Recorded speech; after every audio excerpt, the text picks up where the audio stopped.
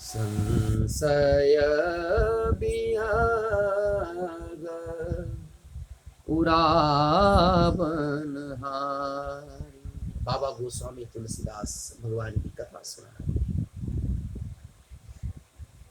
राम कथा से हम अपने जीवन के संदेह को मिटा सकते।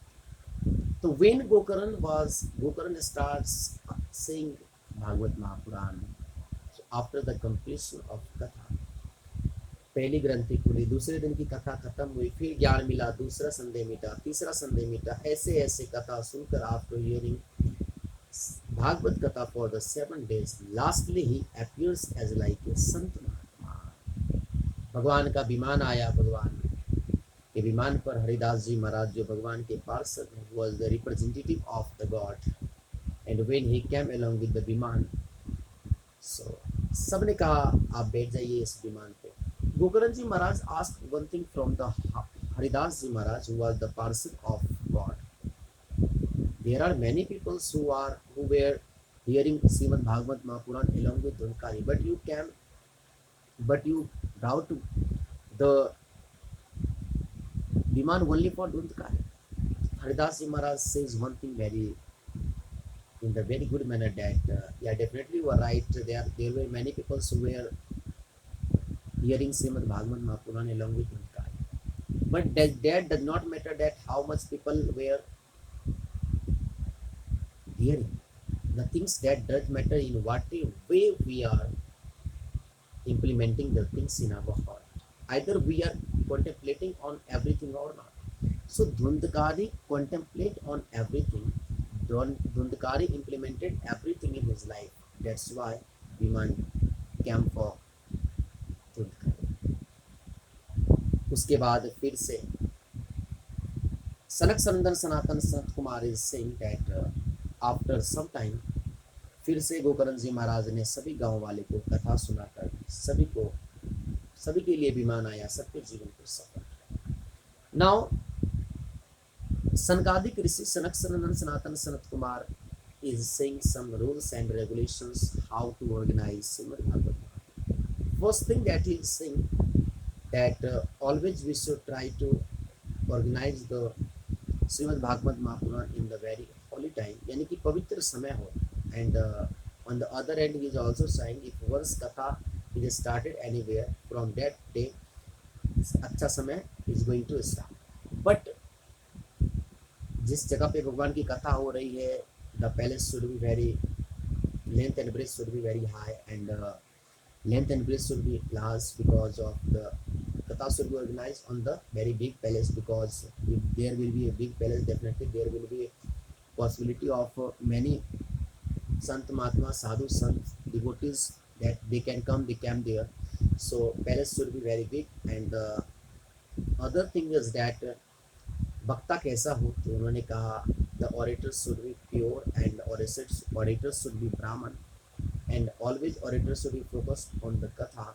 And if the orator is doing something non-text, if orator is doing something, if he is drinking srav madira, so that will be better for we all to deny that Brahman.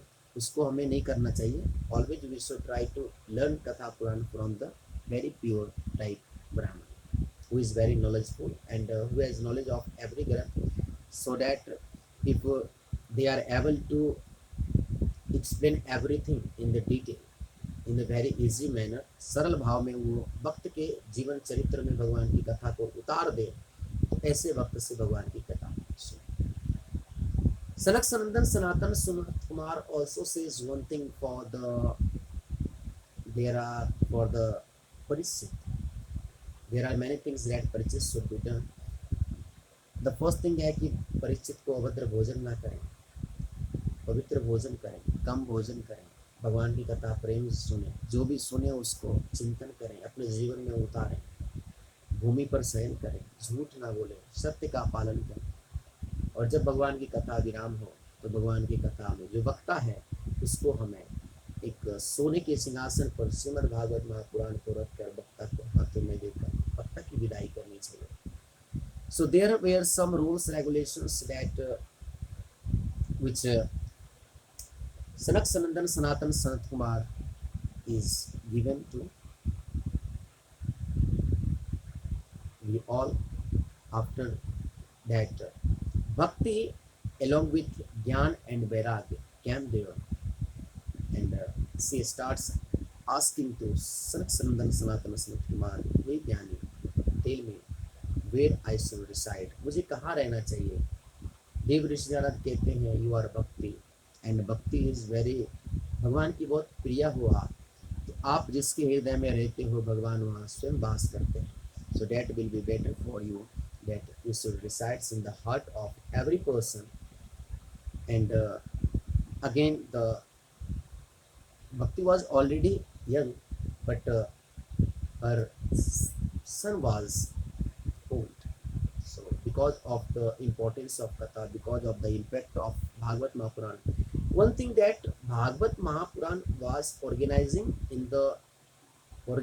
on the Anand Ghat in Haridwar, but Bhakti along with her child was on the bank of Yamuna.